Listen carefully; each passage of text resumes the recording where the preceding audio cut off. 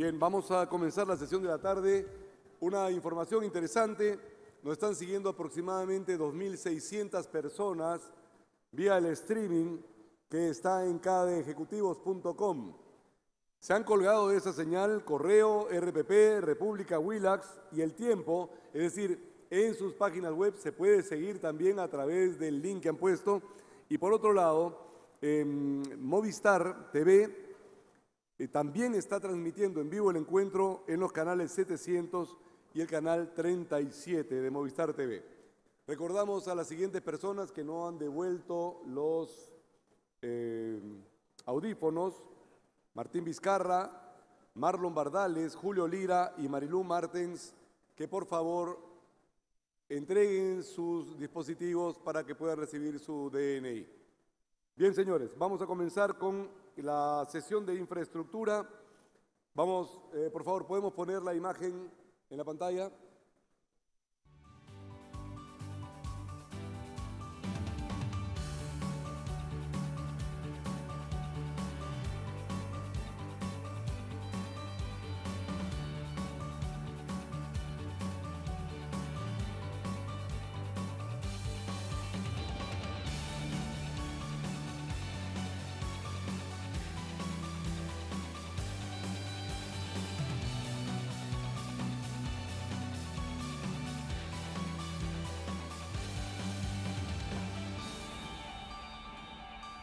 Bien, recibamos entonces a los panelistas de esta sesión: Gonzalo Prialé, Rosa María Flores Arauz, Javier Illescas e Iván Alonso.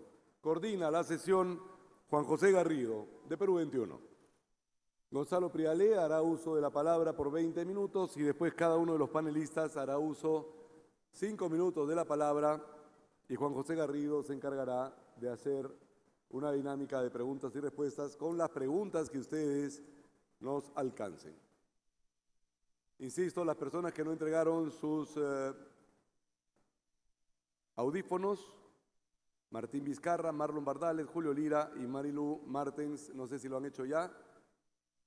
Si no, por favor, lo hacen inmediatamente. Por favor, Gonzalo, te dejo inmediatamente con la palabra. ¿Prefieres hablar desde el podio o...? Sí. Gracias.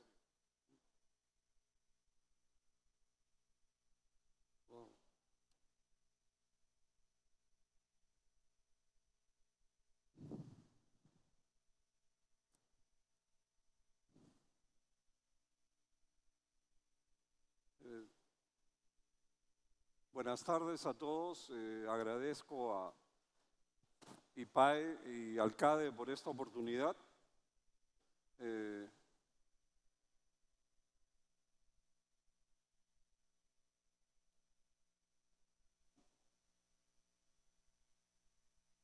Me voy a referir al tema de la infraestructura, enfocándolo desde el punto de vista de los retos que enfrenta.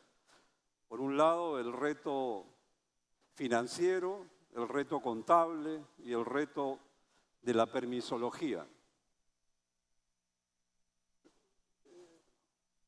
Para empezar, quisiera enmarcar esto para que tengan una idea de dónde estamos situados.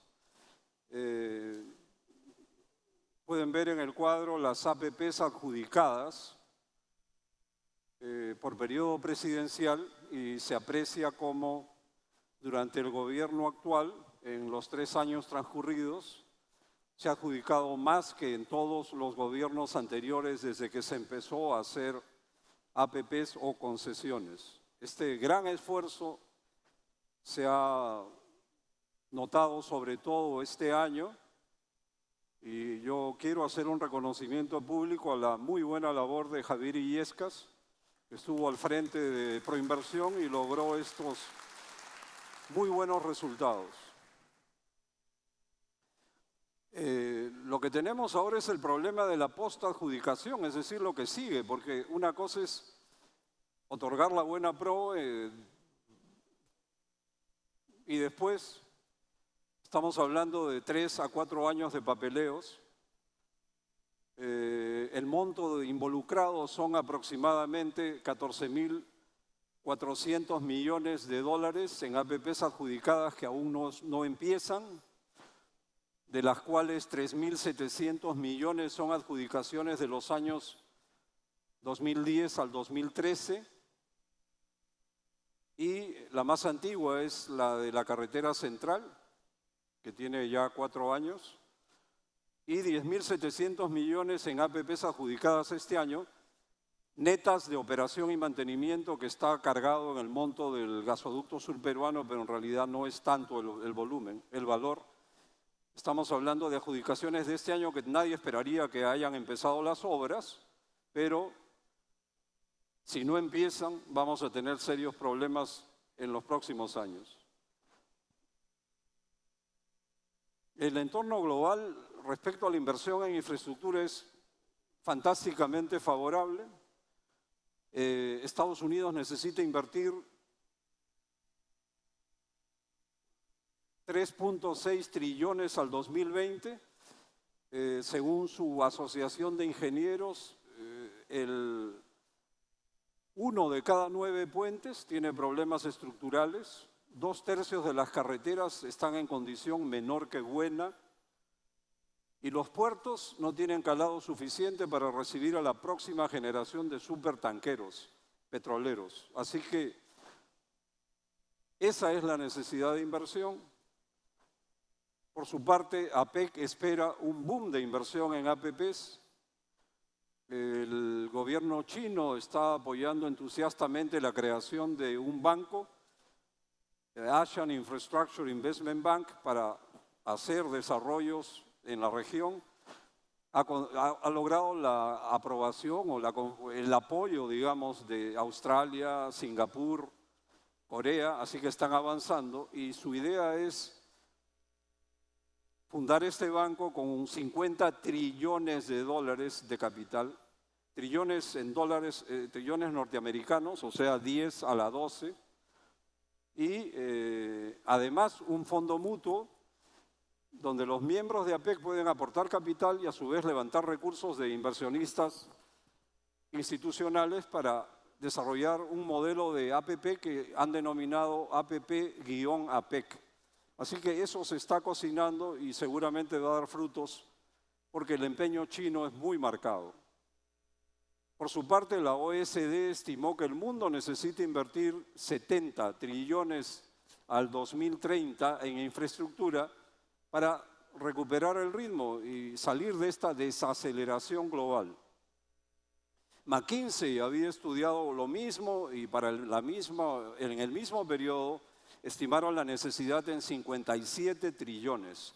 Para ponernos en contexto, el Producto Bruto Global en dólares del 2013 son 75 trillones, 75. Así que estas son cifras gigantescas. Por su lado, el Banco Mundial acaba de anunciar que lanzará un programa llamado Global Infrastructure Facility para apoyar el desarrollo de lo que llaman APPs complejas, y piensa contar con 15 trillones cuando esté en pleno funcionamiento. Al lado del impulso chino, esto es bastante pálido.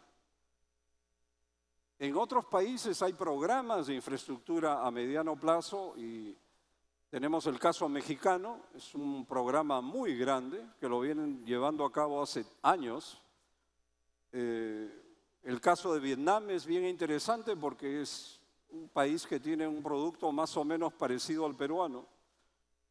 En ese caso, digamos, 50 iniciativas son del gobierno central y las demás de las regiones.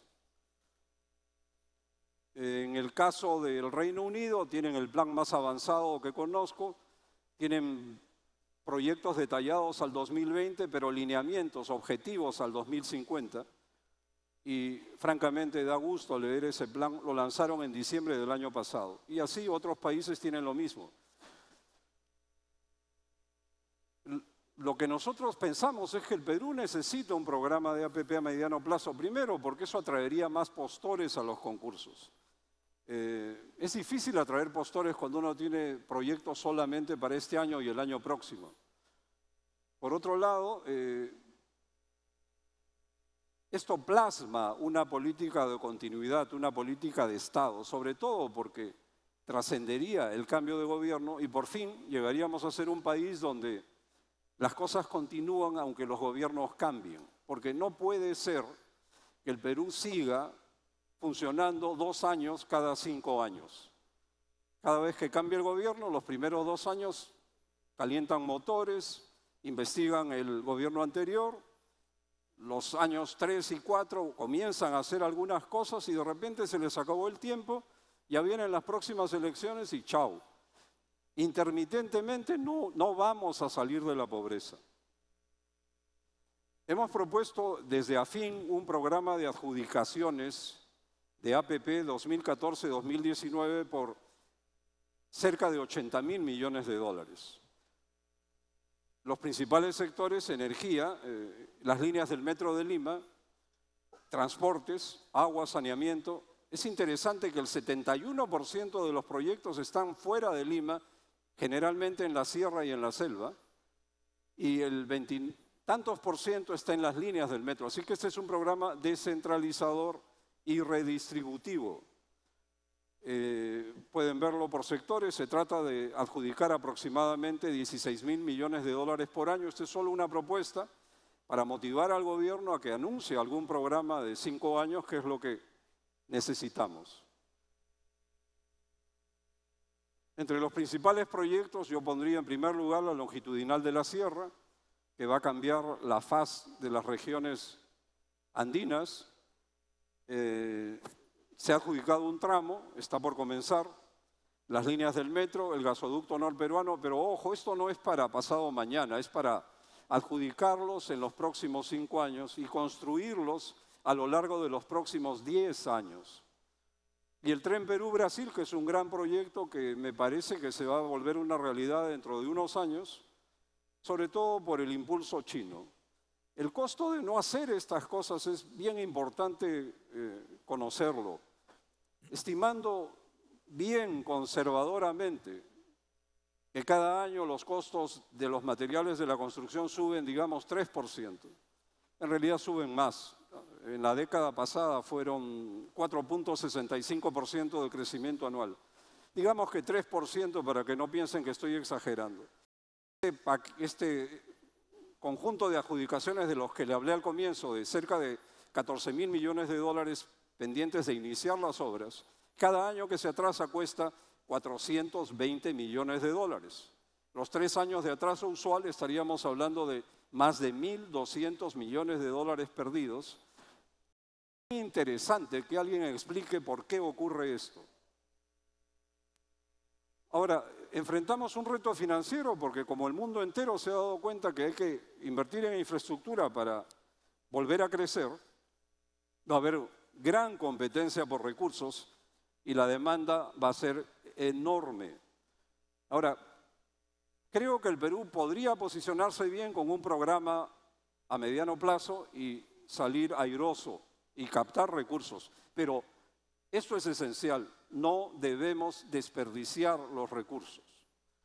Primero, hay que seleccionar cada proyecto cuidadosamente. Ahí es donde hay que tener cuidado. Cuidado para hacer las cosas, no cuidado para no hacerlas. El cuidado no puede servir de excusa para no hacer las cosas, sino más bien para hacerlas rápido y bien. Quizá pienso como ingeniero y por eso tengo esta deformación profesional. Sobre todo por su impacto sobre brechas. Los contratos hay que mejorarlos continuamente, para eso sirve la experiencia. Es, creo, una mala costumbre peruana de repente se mejora un contrato y ¿cuál es la lectura de los políticos? Ya ven, los contratos eran muy malos, tienen que corregirlos y en realidad esto es simplemente mejora continua. Promover transparencia y competencia en los concursos, para eso se necesita pues un plan de 5 años para que estemos en el mapa de los inversionistas y vengan empresas del Asia, de Estados Unidos, europeas, ya lo hacen, pero los asiáticos todavía no han empezado a concursar. Y sobre todo destrabar, porque un país que se gana la fama de estar trabado no va a ser muy atractivo, porque finalmente tú sabes qué día ganaste el concurso, pero no tienes ni la más remota idea de cuándo va a empezar la obra. Según el Fondo Monetario, esto es bien significativo para mí, el impacto sobre el PBI, esto está en el informe de octubre del World Economic Outlook del Fondo Monetario, el impacto sobre el producto va a ser mayor si la inversión se hace en momentos de desaceleración, que es lo que estamos viviendo, se maneja con eficiencia en proyectos rentables como debe ser, y se financia, esto es bien importante, emitiendo deuda antes que elevando impuestos o recortando otros gastos.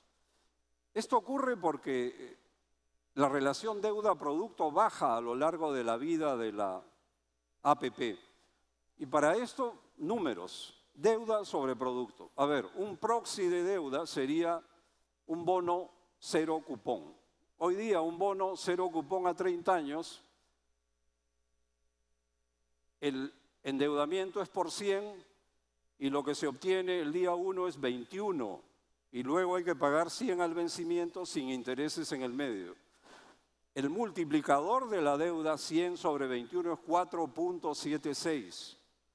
Por otro lado, ESAN hizo un estudio, el despegue del Perú, donde encontró proyecto por proyecto para IRSA Sur, IRSA Norte, Aeropuerto Jorge Chávez, Muelle Sur del Callao, Ferrocarril Trasandino y otros, multiplicadores para la vida de la concesión puesto a valor presente del orden de 9.7. Esto es superior al multiplicador de la deuda. Por eso es que a lo largo del tiempo la relación deuda-producto baja. Quería mostrarles cuál es el esfuerzo fiscal que hay que hacer para soportar un programa de 5 años de APPs. Ojo, adjudicaciones. Se adjudican en 5 años y se construyen a lo largo de 5 años.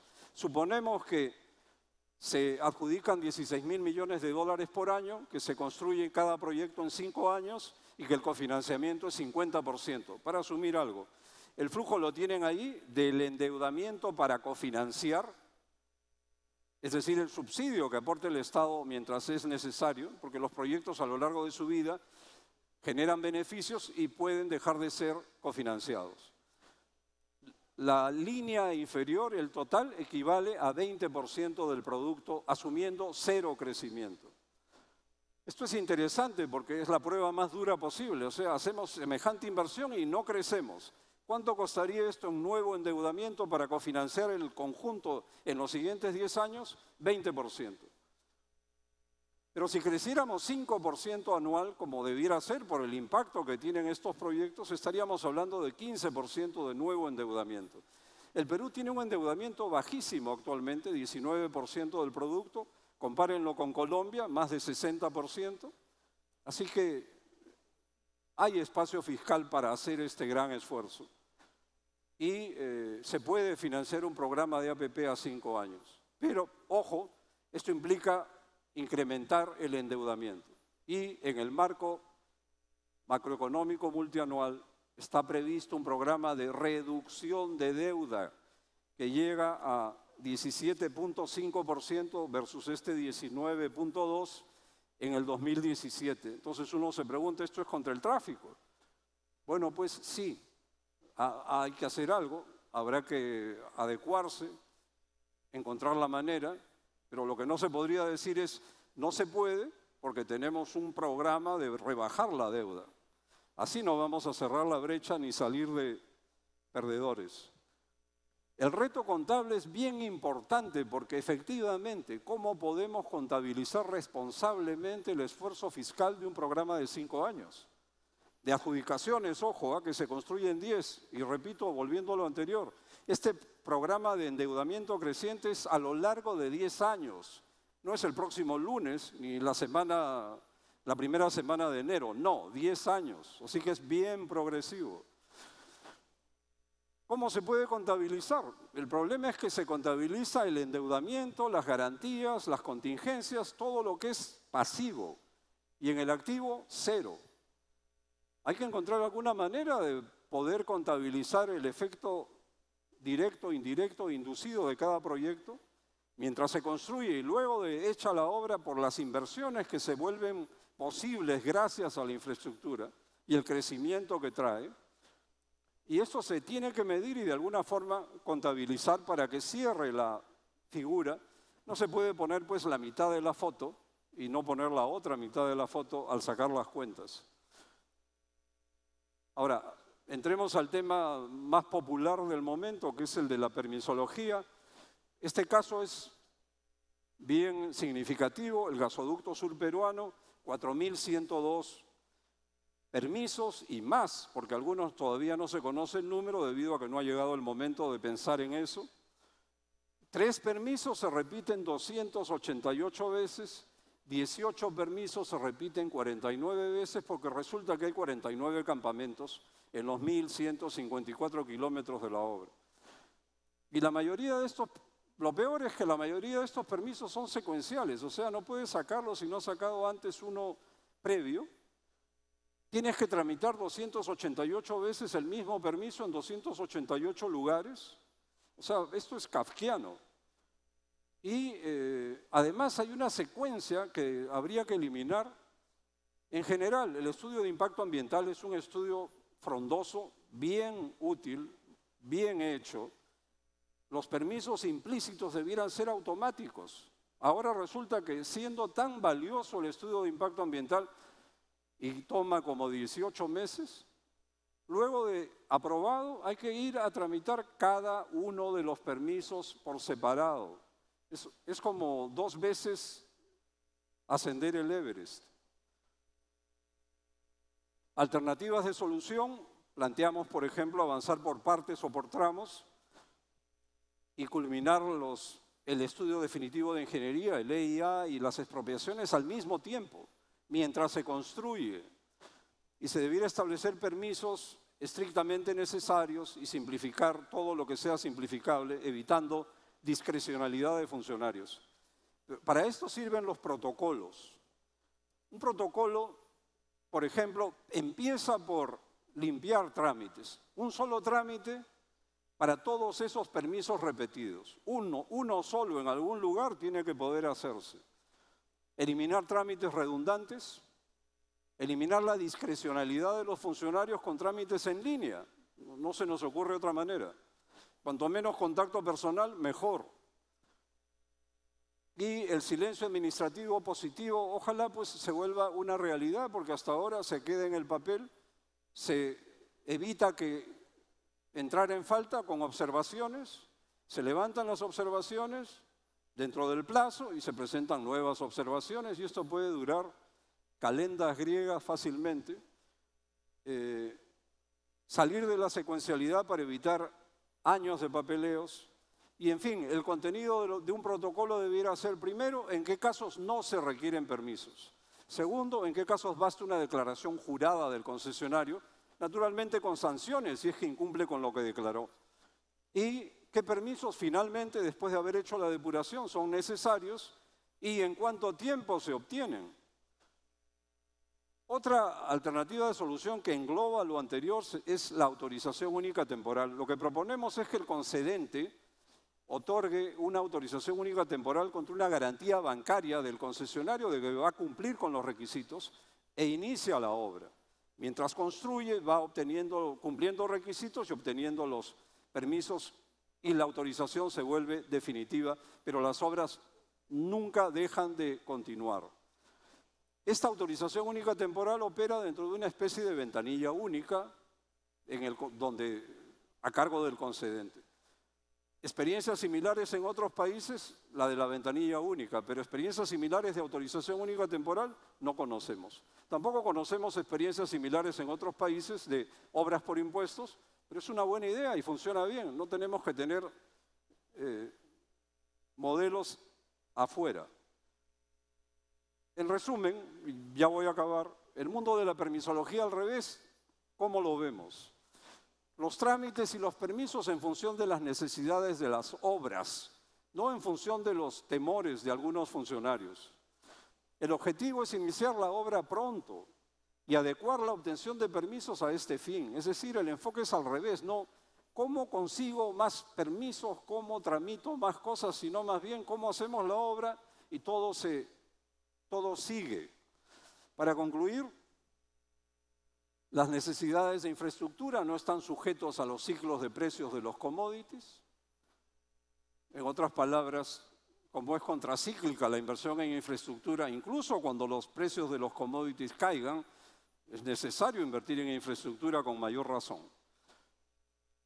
Si logramos destrabar, qué suerte para el Perú. Vamos a tener dos motores, la minería y la infraestructura.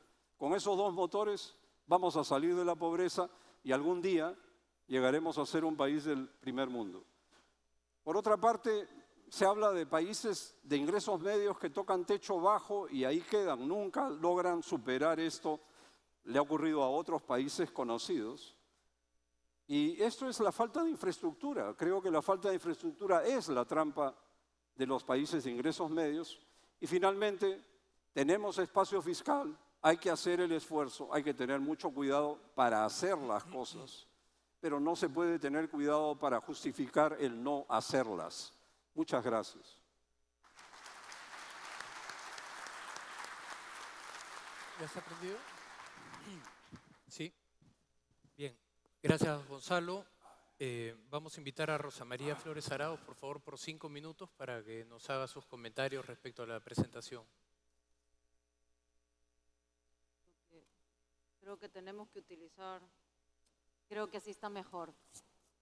A ver, Gonzalo nos ha presentado claramente cómo a través de asociaciones público-privadas podemos incrementar notablemente la inversión en infraestructura. Y creo que todos los que estamos acá hoy día presentes no podemos dejar de coincidir con él. Si el Perú quiere ser un país del primer mundo, requerimos invertir muchísimo en infraestructura y requerimos ponernos las pilas todos para hacerlo rápido. Nos ha presentado adicionalmente una meta de 80.000 millones para un periodo que va del 2014 al 2018. No podemos dejar de coincidir con él. Evidentemente, esos son los montos de inversión que se requieren. Nos ha presentado también una lista de proyectos que incluyen esa gran meta y nos ha hablado, y con mucho gusto lo digo, de que se requiere priorizar, que requerimos priorizar y elegir bien los proyectos. Yo les voy a comentar un poco el sector eléctrico. Sorprendentemente, en el sector eléctrico, hoy día podemos decir que el Perú cuenta con energía confiable y a precios competitivos. Esto no lo podíamos siquiera decir hace 15 años atrás.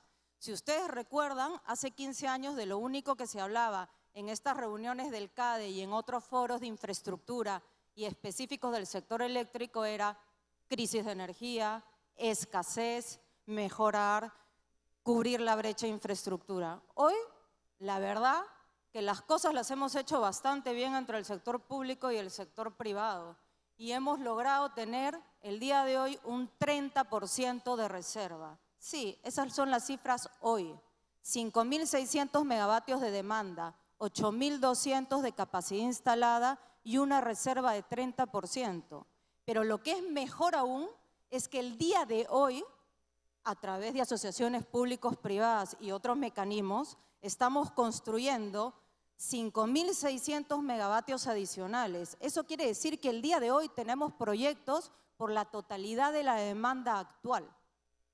Déjenme explicarles un poquito para que aterricemos esas cifras y no crean que me las saqué del sombrero, qué proyectos son.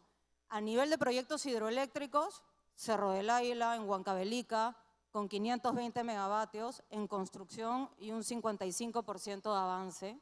El proyecto Chaguia también con 456 megavatios y con gran porcentaje de avance también.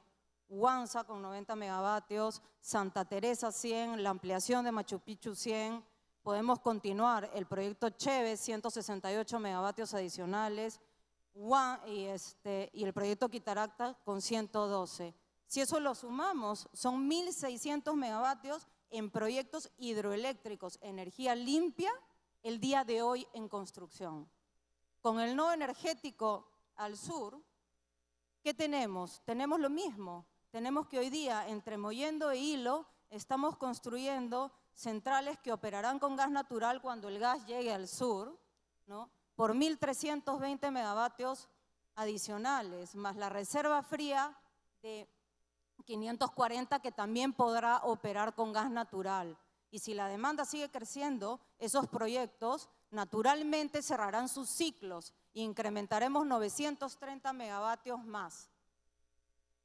Como lo que pasó en Chilca, ¿no? Que los ciclos se fueron cerrando. Perdón, pero tengo una mosquita por acá que me da vueltas. Y pasará lo mismo que pasó en Chilca con todas las plantas de ciclos simples, que naturalmente cuando la demanda fue creciendo, los ciclos naturalmente se cerraron, ¿no? Entonces, tenemos bastante en construcción el día de hoy. También tenemos 400 megavatios en proyectos RER, ¿no? Y seguimos avanzando. Entonces, hoy lo único que yo puedo decir acá es que sí, tenemos que avanzar, tenemos que fomentar las asociaciones públicos-privadas y tenemos que evidentemente cumplir con las metas que el señor Gonzalo Prialé nos comenta acá. Pero les quería dar una sensación de tranquilidad, porque hemos trabajado bastante bien durante los últimos 15 años entre el sector privado y el sector público y hemos logrado todos estos avances.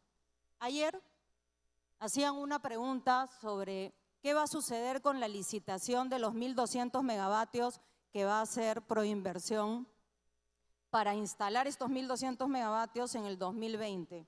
Y yo les digo, si hoy ya tenemos proyectos en construcción por la totalidad de la demanda actual y podemos garantizar el abastecimiento para los siguientes 10 a 12 años, de pronto deberíamos empezar a hablar sobre esos 1.200 megavatios que se licitarían, en ver el momento adecuado y retrasarlos un poco, o empezar a hablar de las cosas importantes en el sector eléctrico. Empecemos a hablar de la exportación a Chile, ¿por qué no? Empecemos a ponernos metas bien ambiciosas y tratemos de hacer de una vez por todas tratados bilaterales entre Perú y Chile para tener arreglada la regulación y poder en el corto plazo estar hablando de estos grandes proyectos.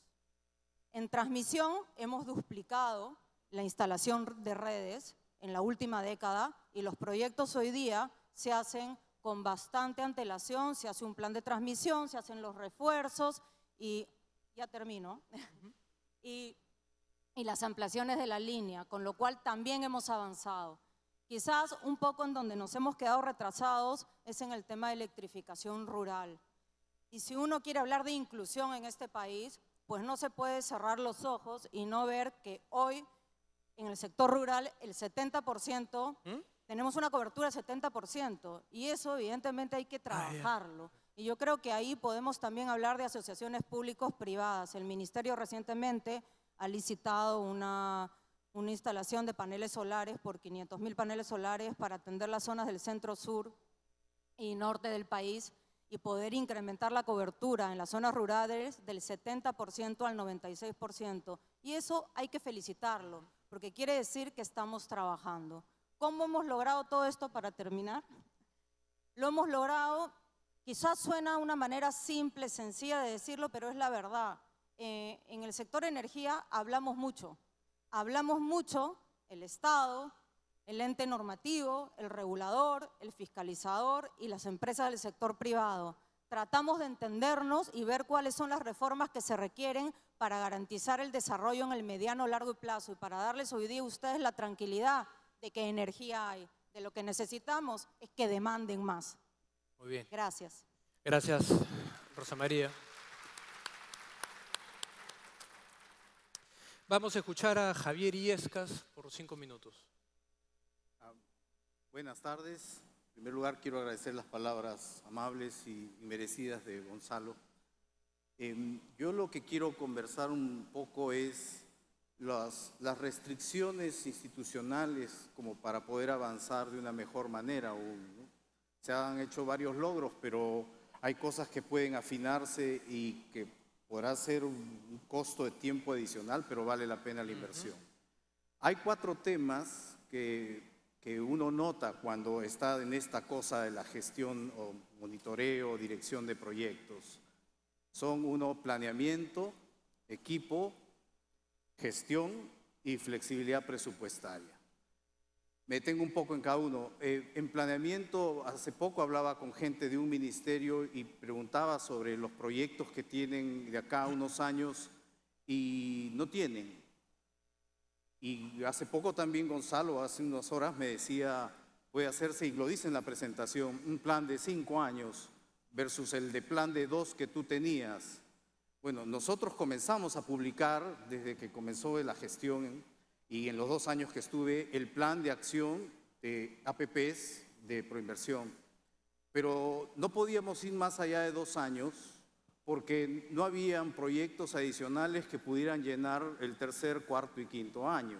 Entonces, hoy día está hablándose mucho de la planeación multianual de 5 años, pero en el caso de proyectos de inversión, sobre todo los que vienen como encargo de iniciativas públicas, hay mucho trabajo que hacer a nivel no solamente de los ministerios de línea, sino que sobre todo en los gobiernos subnacionales que tienen mucho más defectos en este tipo de cosas. Sobre el segundo tema, el tema de equipo, afortunadamente en Proinversión encontré un buen equipo que tiene un problema, que es actualmente su problema de flujo hacia afuera. Entonces, voy a vincular este tema después con el tema de flexibilidad presupuestaria, pero en el ámbito de equipos, los equipos que existen o que vale la pena completar o mejorar son los que tienen que monitorear el proyecto, filtrar lo que propone el privado, filtrar lo que le proponen los asesores de transacción. Tienen un trabajo inmenso y dependiendo de la complejidad del proyecto pueden ser equipos más o menos grandes, ¿no? Con ingenieros, financistas, asistentes técnicos, etcétera, y que reportan a los comités especiales. Esos equipos, que son más o menos bien conformados en Proinversión, son incompletos en las entidades del Estado, inexistentes en algunos casos, en proceso de formación y también en proceso de flujo, ¿no? Gente que entra y sale rápidamente. Entonces, el tema de equipo es fundamental porque sin equipo no tienes nada. Yo lo tuve y eso fue una cosa afortunada, pero en la interacción con las entidades públicas uno encontraba que o el equipo era incompleto o tenían congestión de proyectos. Hay momentos en donde hemos tenido que estar esperando de que no pase nada malo hacia el final de un proceso. El 2013, hacia fines de diciembre, teníamos 5 concesiones por adjudicar y 4 eran cofinanciadas. Esas 4 tenían que ir al Ministerio de Economía para ver los temas del cofinanciamiento y los temas de estructuración financiera, y después tenían que ir a Contraloría General de la República. Entonces teníamos que coordinar con mucha anticipación para que sepan que les va a llegar unos bloques de 7, 10, 12 cajas de expediente de todo el proceso que tenían que revisar simultáneamente. Entonces hay escasez de equipos incompletos y, como decía, hay equipos inexistentes. Hoy día hay ministerios que están manejando APPs y que acaban de conformar un equipo, como el Ministerio de Educación, pero es un ministerio que tiene esa unidad fuera del organigrama. Tiene que consolidar institucionalmente eso e incluirlo formalmente en el organigrama. Pero hay ministerios que no lo tienen en el organigrama y los equipos son de 1, 2, 3 personas. Peores al nivel subnacional. Entonces, equipo es fundamental. El tercer tema, que es más complicado, es gestión. Muchos de los problemas se pueden solucionar con una adecuada gestión que involucra buena coordinación, buena comunicación y comunicación, como uno termina aprendiendo con los asesores de comunicaciones que uno termina teniendo por fuerza, es conexión. No solamente es útil comunicarse, sino conectarse bien. Y esas cosas también son escasas en el Estado, todas esas cosas. Entonces, una buena gestión y liderazgo en la gestión es fundamental.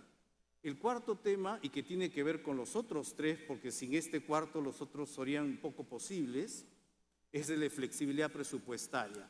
Hoy hablan mucho de que si hoy se tiene la plata, ¿por qué no se hacen más cosas?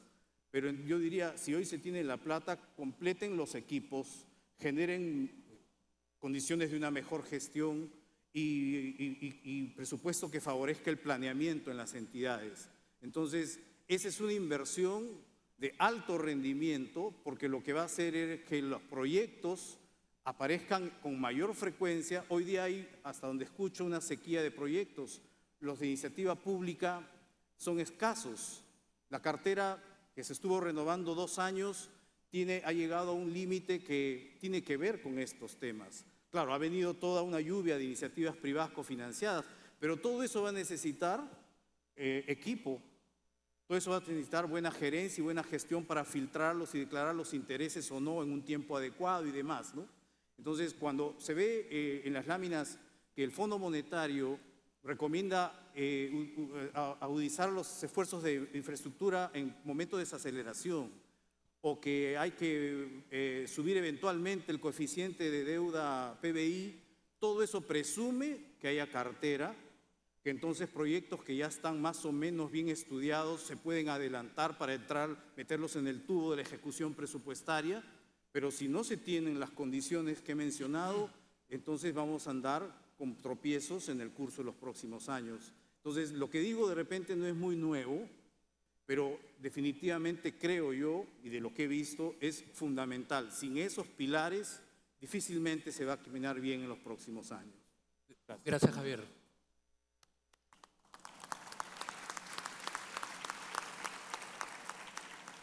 Bien, vamos a darle la palabra a Iván Alonso. Gracias, Gracias. José. Buenas tardes a todos. 2 comentarios sobre la presentación de Gonzalo. Hay muchos proyectos de infraestructura que tienen beneficios que no pueden ser capturados por el promotor del proyecto, sea un privado, sea el gobierno. Esa es la razón que justifica que haya financiamiento o cofinanciamiento estatal. Y Gonzalo ha presentado un cuadro muy interesante de cómo, bajo determinados supuestos de los proyectos que van saliendo, cómo se construyen, cuánto cofinanciamiento tienen, los compromisos fiscales que iríamos asumiendo con el paso de los años. Entonces estos van creciendo a medida que pasa el tiempo y se empiezan a ejecutar más proyectos y luego poco a poco declinando a medida que los proyectos entran a su fase operativa. El problema que creo que tenemos que analizar seriamente es que esto va a generar mayores compromisos fiscales. El Perú ha andado un largo camino para alcanzar el grado de inversión y tenemos que tener cuidado de no comprometer eso que se ha logrado. Es verdad que un país no necesita ser un AAA en un momento en que tiene grandes necesidades de inversión, de la misma manera que las empresas con planes de crecimiento no aspiran conscientemente a ser un AAA, porque tienen que asumir esta carga de obligaciones. Sin embargo, los proyectos, aún tratándose de buenos proyectos, no necesariamente van a generar el flujo de caja para que el gobierno pueda servir, pueda atender esos nuevos compromisos que estaría asumiendo. Creo que si bien no tenemos que forzarnos a hacer un AAA, tampoco queremos desandar lo andado y hay que pensar bien hasta dónde queremos comprometer la posición fiscal para no salir del rango del grado de inversión, ni mucho menos vernos en aprietos a la hora de pagar nuestras obligaciones. Segundo comentario, que Gonzalo ha dicho algo que me parece importantísimo, la selección de proyectos. Tenemos que tener mucho cuidado en que los proyectos que se ejecutan y que reciben cofinanciamiento sean buenos proyectos, estén debidamente justificados.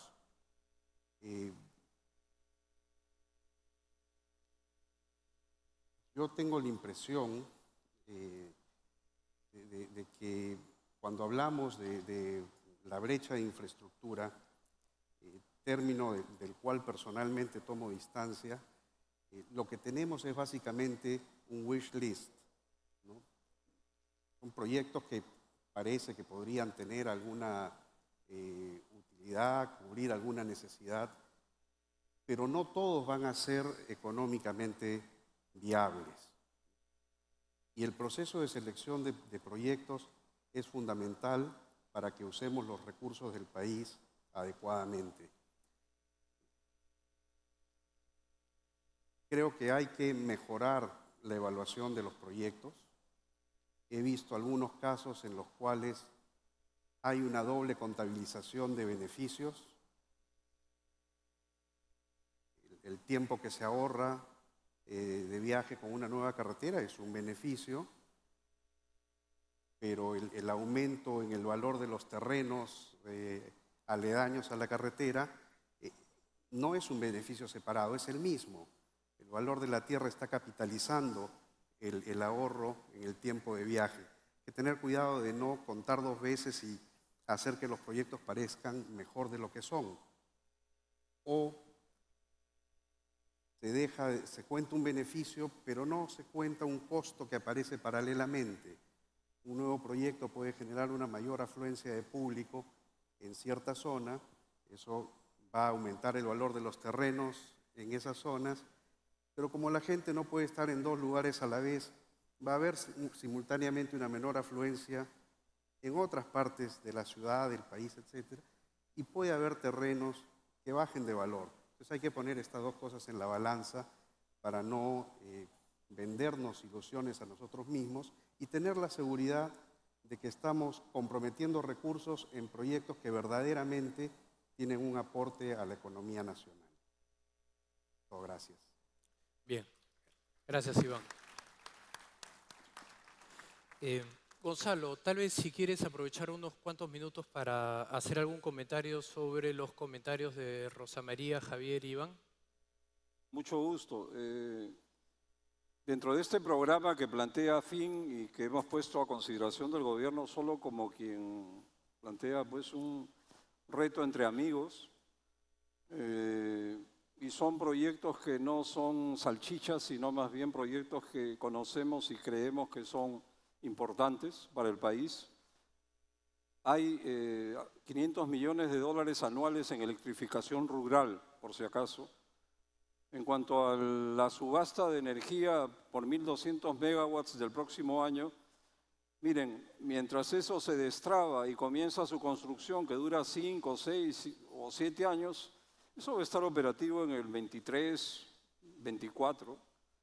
Es la siguiente ola de energía, no la que está en construcción actualmente. Y luego, en los próximos 5 años se puede hacer subastas similares, que con el factor de planta hay un apalancamiento, así que para lograr potencia efectiva de 1.200 megas hay que invertir en unos 2.000 megawatts. Eso también es bueno para el país. Y el factor de reserva de 30% pues depende del año, ¿no? Si el año es lluvioso, si el año es con mucha sequía, eso es variable. En cuanto a gastos, el grado de inversión, como decía Iván, que podría en cierta forma peligrar porque se aumente el endeudamiento. Yo creo que el grado de inversión o la calificación del país no solo considera el endeudamiento, también está en qué está invirtiendo ese país para el nivel de deuda que tiene. Y la inversión en infraestructura es reconocida universalmente como la mejor inversión posible en momentos de desaceleración y la forma en que los países han logrado salir de la pobreza. Así que me da la impresión que aunque el endeudamiento aumentara a lo largo de 10 años al ritmo que hablamos, el prospecto del Perú se vería cada día mejor. Al contrario, seríamos un país equipado, con más consumidores. La infraestructura genera empleo, aumenta los ingresos tributarios y reduce la pobreza. ¿Qué más podría decir? Que trae buena suerte. Ya sería exagerar un poco. Pero digamos que esa es la realidad. Bien. Ahora, en cuanto a contar 2 veces el mismo tema, bien interesante el argumento de Iván, es decir, la carretera y el aumento de precios de los terrenos. Yo tengo otra cuenta 2 veces. A ver, por ejemplo,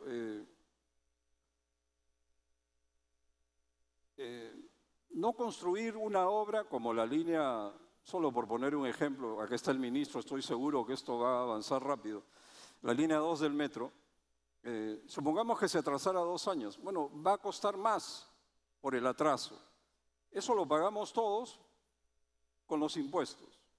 Pero por otro lado, los limeños, por la falta de transporte masivo, pierden cada día el tiempo, valorizando una hora de tiempo perdido a salario promedio de Lima Metropolitana, días útiles en un año, más un galón de combustible perdido esperando vanamente que se muevan los vehículos, días útiles 80% del parque automotriz, igual 4.000 millones de dólares. Eso lo pierden los ciudadanos. Así que hay doble pérdida. No sé si se contabiliza 2 veces, pero ahí está.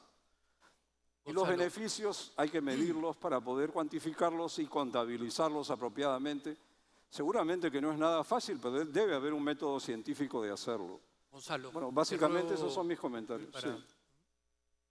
Bien, entonces pasemos a una pequeña conversación. Tenemos todavía 16 minutos por delante. Solo algunas cifras para quienes no han podido mirar el ranking del Foro Económico Mundial, que es más o menos una guía del ambiente total de nuestro marco económico, ¿no? Todos estamos orgullosos de nuestro ambiente macroeconómico. Efectivamente, aparecemos en el puesto 21. Sabemos nuestra precariedad institucional, aparecemos en el puesto 118 sobre 144 países. En infraestructura aparecemos en el puesto 88, o sea, estamos más cerca del ambiente educativo y de salud, que también está en el puesto 94. O sea, sin ninguna duda tenemos una brecha de infraestructura muy importante por cubrir. Quisiera hacer, para enfocar un poco más las preguntas, referirme a un estudio que hizo el Instituto Global de McKinsey el año pasado, que fue mencionado justamente por Gonzalo en su presentación. Ellos calculan que hay 57 trillones de dólares por construir en los países, de los cuales se pueden ahorrar 5% de estos 57 trillones si se hacen 3 cosas. Una es optimizar portafolios, algo de lo que se ha conversado en esta mesa. Otra es optimizar procesos. Y otro es optimizar el uso de los activos existentes, algo de lo cual no hemos hablado mucho y tiene algo de sentido. Nuestros activos no son precisamente o de buena calidad o de buena productividad. Y entonces ahí quisiera ir a la primera pregunta que me gustaría planteársela a Javier y a Iván. Hay una relación muy estrecha entre infraestructura y crecimiento económico, eso lo sabemos todos, pero hay una relación mucho más fuerte entre productividad y crecimiento económico. Países como Australia tienen una oficina que tamiza los procesos de inversión pública, no a través de la parte económica o financiera como es el SNP, sino a través de la productividad. ¿Cuánto agrega en productividad tal o cual proyecto de inversión? Eso sería una forma de optimizar justamente el portafolio, algo de lo que se ha hablado. David Tuesta vía Twitter nos dice: yo empezaría por encargar la lista de proyectos de infraestructura en todo el país con su análisis costo-beneficio. ¿De qué manera podríamos hacer una evaluación a partir de una métrica que nos permita hacer un ABC de proyectos y entonces poder escapar de esta lluvia de millones de proyectos que no tenemos a ciencia cierta cuáles son los que impactarían en mayor medida en nuestro crecimiento de largo plazo? Javier, no sé si... Es difícil decir porque en teoría la legislación manda que las entidades del Estado hagan un balance costo-beneficio de los proyectos que sus unidades de formulación y sus oficinas de promoción de inversiones deben estar proponiendo.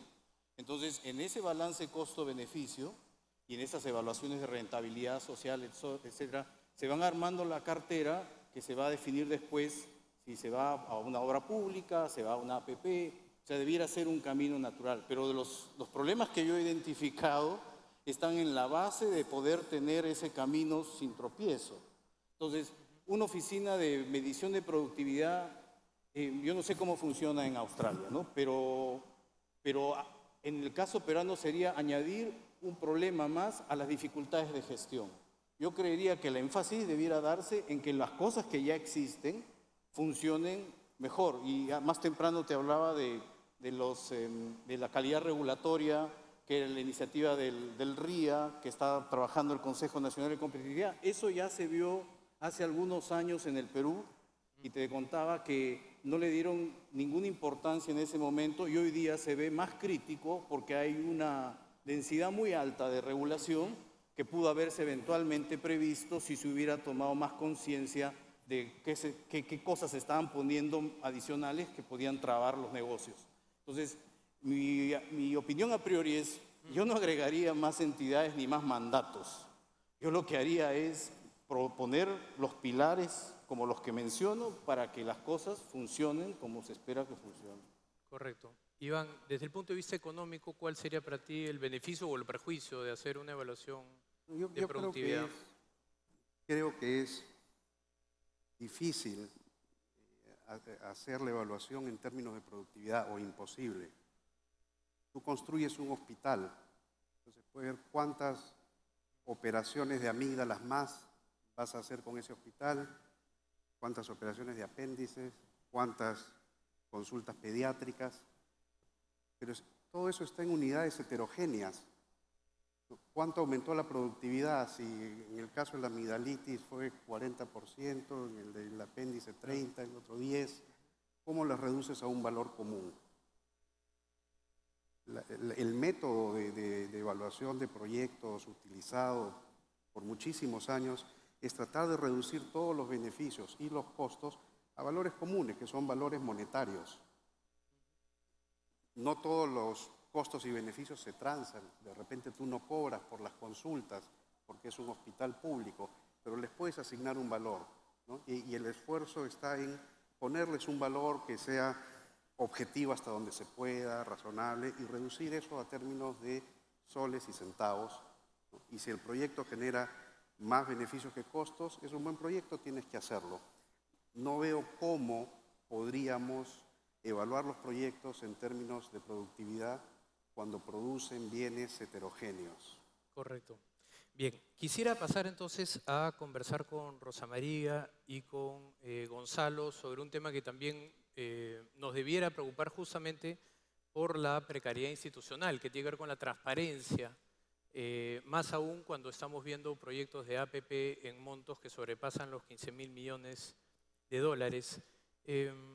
¿Cómo podríamos optimizar los procesos sin generar espacios donde la comunicación pueda abrir pues a dudas o a corrupción abierta en algunos otros casos? ¿Cuál sería el mecanismo para optimizar los procesos generando mayor transparencia? Rosa María. Desde mi punto de vista, la verdad que lo primero que tenemos que tratar de sacar de la mente de todos es que gestionar intereses está mal. Todo el mundo gestiona intereses desde que se despierta porque necesita que sus expedientes y cada proyecto salga adelante. Y lo tiene que hacer ante diversas instituciones. Lo que está mal es gestionar intereses con corrupción, ¿no? Pero gestionar intereses de por sí es obligación de todos. Todos los empresarios que hacemos proyectos, que queremos ampliar nuestras plantas, que queremos seguir adelante, tenemos que sacar permisos por todos lados y nos vemos en la obligación de conversar con la autoridad. Y en mi humilde opinión, yo creo que la autoridad tiene la obligación de recibirnos, escucharnos y ver cómo puede agilizarnos las cosas de manera simple y de manera eficiente. Si esto pues últimamente está generando algún tipo de suspicacias, porque hay gente, y yo espero que sea la minoría, que utiliza otras formas no legales para sacar sus trámites, podríamos usar los gremios. Los gremios empresariales están formados ¿para qué? Justamente para gestionar los intereses de sus agremiados, ¿no? Y por favor, o sea, hay que decir las cosas claras. Los gremios están para eso, los gremios están para buscar las reformas de mediano y de largo plazo y ayudarnos. Y yo creo que eso hay que empezar a decirlo y a decirlo con total libertad, de transparencia y directamente. Muy bien. Gonzalo. Es un pequeño comentario. ¿Cómo medir el impacto, la productividad, etcétera? Hay un medidor bien interesante que es el incremento del potencial de crecimiento anual de la economía por cada punto del producto que se invierte en infraestructura. Según The Economist, China tuvo un factor de 0.28 entre 1990 y el 2009. Y al 2012 ha bajado a 0.185 y eso lo critican. Japón, Corea y Taiwán entre el 80 y el año 2000 tuvieron ratios que iban de 0.37 a 0.31. Y la buena noticia es que en el Perú lo que estimamos está entre 0.30 y 0.35. Por una razón clara, las brechas son tan grandes que el impacto sobre el crecimiento es imponente al comienzo. De repente, dentro de 10 años va a ser menor, pero ahora es excelente. Así que si lográramos invertir 7% del producto anual en infraestructura, estaríamos hablando de aproximadamente 2.33% de mayor potencial de crecimiento anual del producto. Ese es punto uno. Punto dos, gestionar la maduración de proyectos, la formulación de proyectos. A ver, miren, México, en su plan, el que les mostré, tiene 743 proyectos. El Reino Unido, en el plan que les expliqué, al 2020, tiene 646 proyectos y proyecciones al 2050. Vietnam tiene 298 proyectos. Sería interesante ver cómo lo hicieron, pero evidentemente se puede hacer. En cuanto al tema de cómo la institucionalidad ayuda a combatir la corrupción, sí, pues la falta de institucionalidad es esta tramitología que trae tanto problema que los proyectos se demoran años en comenzar. La corrupción acompaña los trámites complicados, los trámites personales, estas cosas que no salen nunca.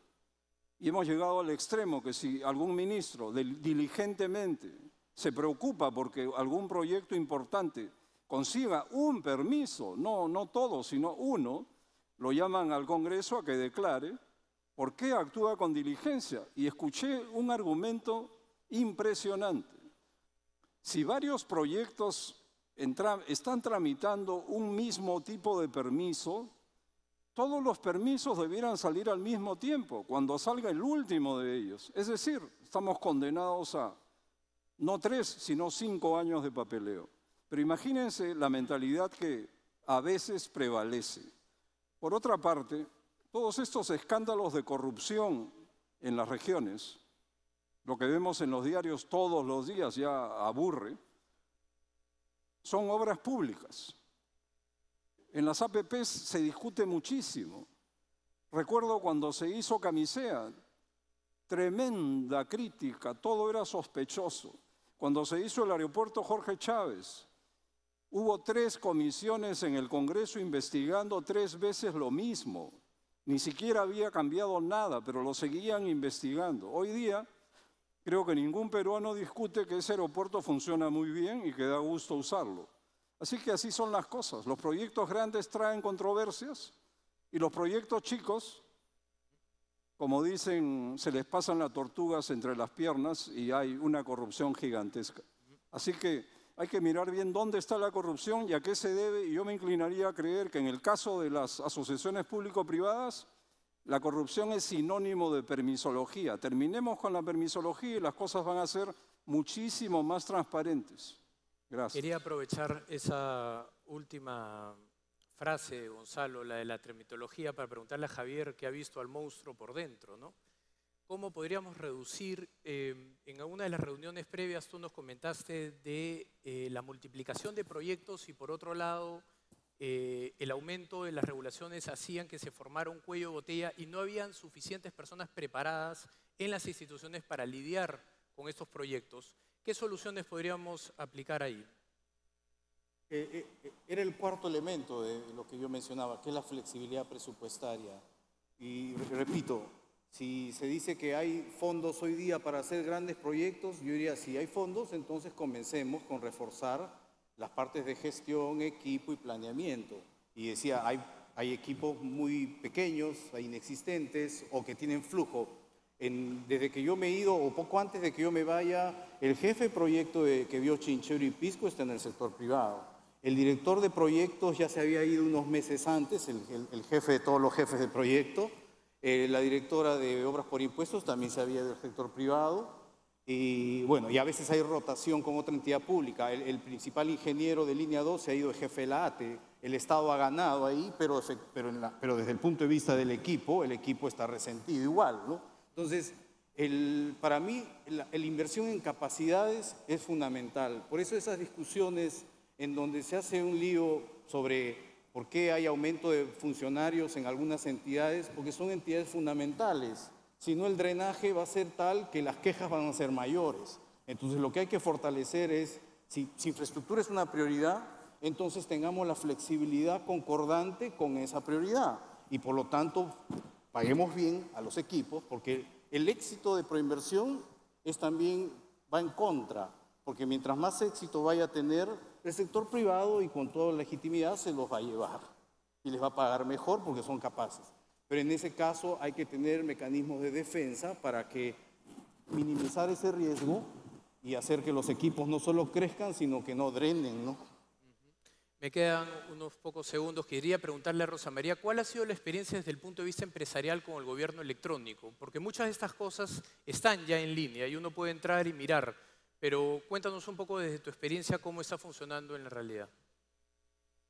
No, Rosa María. Bueno, la verdad tengo algunos ejemplos un poco cómicos y otros más graciosos aún. Uno hace el seguimiento del expediente en todas las páginas web de todos los ministerios. La verdad es que funciona bastante bien y hay que felicitarlos por eso. Ingresas tu número de expediente y te sale exactamente en qué dirección está, quién lo está evaluando, y cada que pasa a alguna siguiente dirección también sale. Finalmente, cuando uno tiene todo esto listo y en la página web sale ya informe hecho y listo para envío. Entonces uno agarra y dice, bueno, yo quiero saber de qué se trata el expediente, porque si de pronto tiene observaciones, tenerlo hoy día te garantiza que puedas ir trabajando rápido en las observaciones, contestar y avanzar y no estar teniendo demoras por mesas de partes y etcétera. Y nos ha pasado que hemos llamado a diversas instituciones y nos han contestado, no hablamos con el administrado. ¿Cómo puede ser una respuesta como esa? No hablamos con el administrado. Si lo único que queremos es copia del expediente que ya tienen listo para evitarnos 10 días entre mesas de partes, mensajería y que llegue a las manos de uno. Y finalmente, si así uno no se quisiera ahorrar eso, yo parto de la premisa de que el sector público tiene que tener la diligencia para atender al sector privado, porque si cuando tenemos problemas no nos atienden, ¿dónde quién vamos? Correcto. Bien, eso ha sido todo. Se nos ha acabado el tiempo. Quiero agradecerle a todos, a Gonzalo, a María Rosa, a Javier y Iván por su presencia, a todos por acompañarnos. Gracias. Gracias a ti, Juan José Garrido. Gracias a Gonzalo Prialé, Rosa María Flores Arauz, Javier Illescas e Iván Alonso. Amigos, el almuerzo ofrecido por la Universidad del Pacífico es aquí en el Hilton. Nos reunimos nuevamente, escúchenme, hay un pequeño retraso, 3:30 de la tarde estamos aquí. Vamos a escuchar la exposición del ministro de Economía, Alonso Segura, durante el almuerzo. Un mensaje más, Marilú Martens, si es que está por ahí, por favor, que se acerque a la zona de los auriculares para devolverlo y recibir su DNI. Señores, muchas gracias, la foto de prestigio. No sé si hay conferencia de prensa. Creo que vamos a almorzar, ¿no? ¿Hay conferencia de prensa? Hay conferencia de prensa para la mesa de infraestructura. 3:30 de la tarde, no se olviden, por favor. Estamos terminando tarde porque comenzamos tarde.